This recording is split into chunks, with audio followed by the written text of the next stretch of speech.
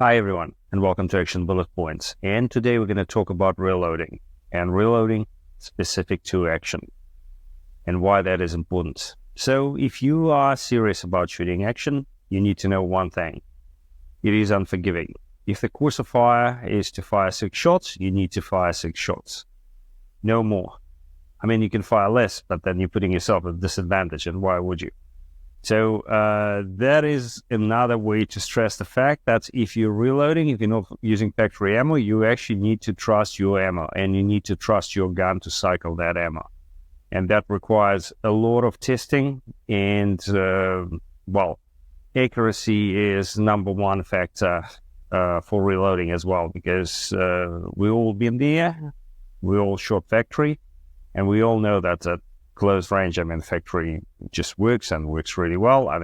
We'll leave recoil as a factor outside of this, but once you getting into shooting at 20, 25, and 50 yards, this is where your factory just can't match your reloads for accuracy and consistency.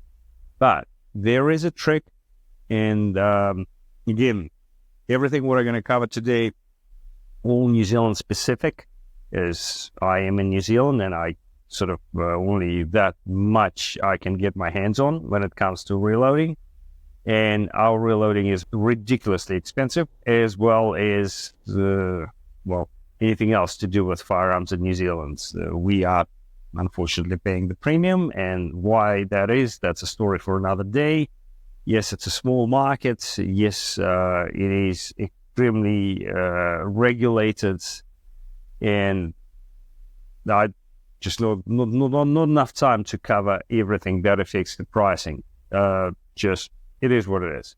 The only thing that actually made material difference at 25 and 50, I weight projectile before I load it, and that is for competition rounds only, because if I weight all the projectiles that I load, I just don't have the time to do it. So realistically, I had the data to support it, but the weight of the projectile makes as much as 3 inches on the target, and that can be a difference between an X ring and a 10 ring, or a 10 ring and an 8 ring, or sometimes even an 8 and a 5. So there are other factors in play, of course, when you're shooting in 25 and 50. I'm talking about the shots fired under no time pressure, when I was really sort of aiming and was mindful of the trigger pull. The gun was based on a very, very flat surface where nothing else would affect the point of impact. For anything to do with competition ammo, I would weight projectiles, and I would specifically put a batch aside, and I'm shooting 124 grain Rusa flat point projectiles. You can order them online if you're in New Zealand. And from a ballistic standpoint, I find them working best for sort of quality versus price standpoint. And again, you're free to make your own judgments. The jury's out there. What's better, what's worse? You can say that 0 projectiles are way better, but then again, I'm not prepared to pay that premium for an extra accuracy that I may get. So my trick to that is I order stock standard 124 grain flat point projectiles, and for my competition batch, I would weight them, and then anything within the band in between 124 flat to 124 and a half would make the cut for the NRA open and metallic guns.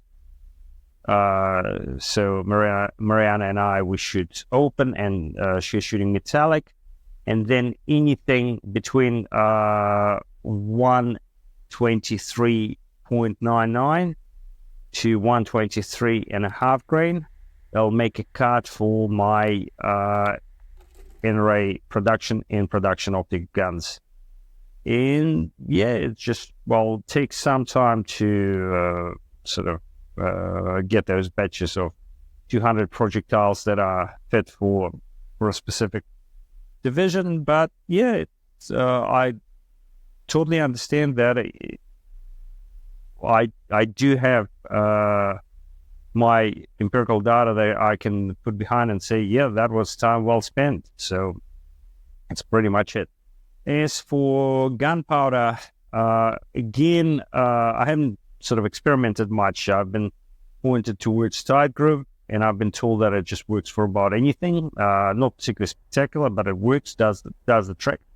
And yeah, since then I'm loading using tight groove, makes it nice and easy. I even load revolver using tight groove, and kind of works.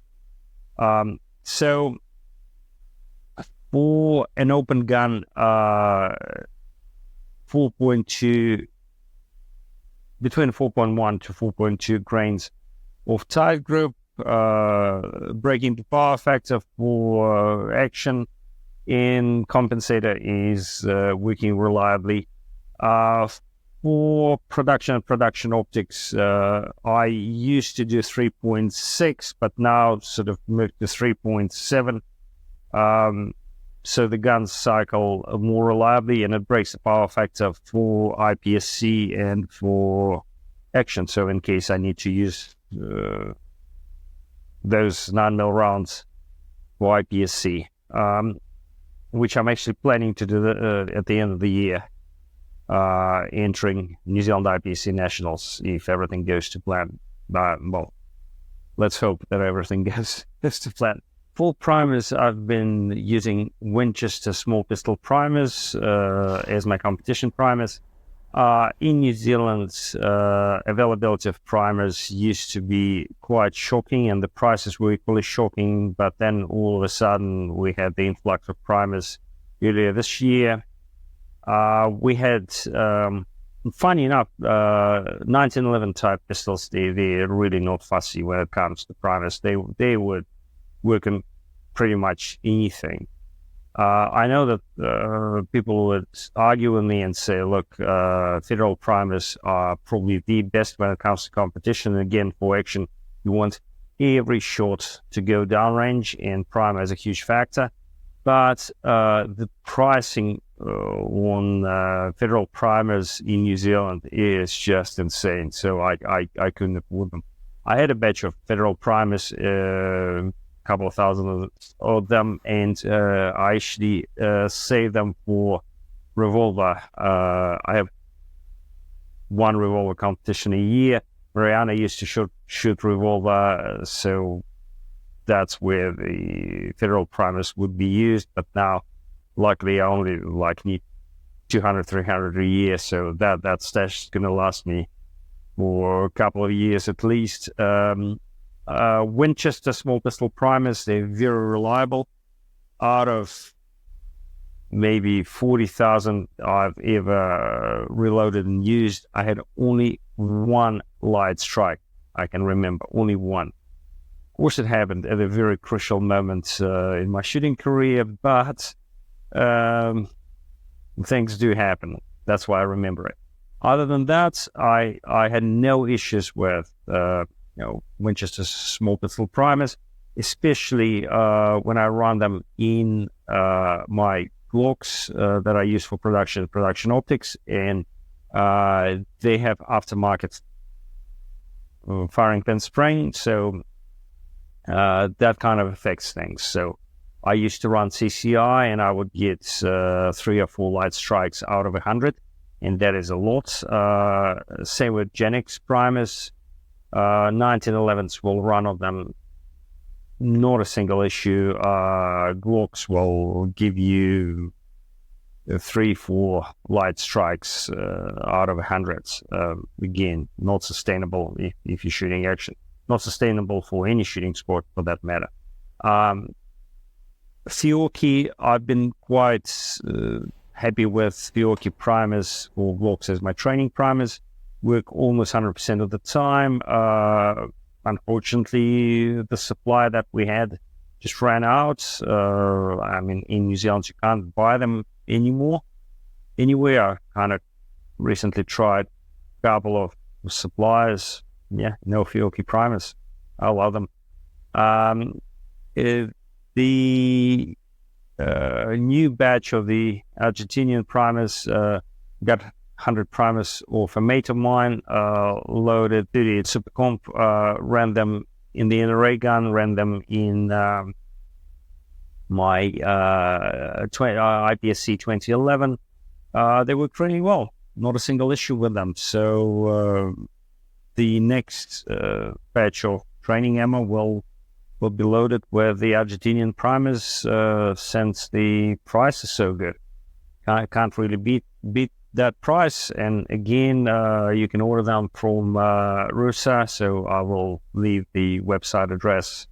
If you are in New Zealand, strongly recommend get in touch, order reloading components from them. I am using Dillon 650 with a case feeder, but no bullet feeder. But I don't load huge batches at single point in time.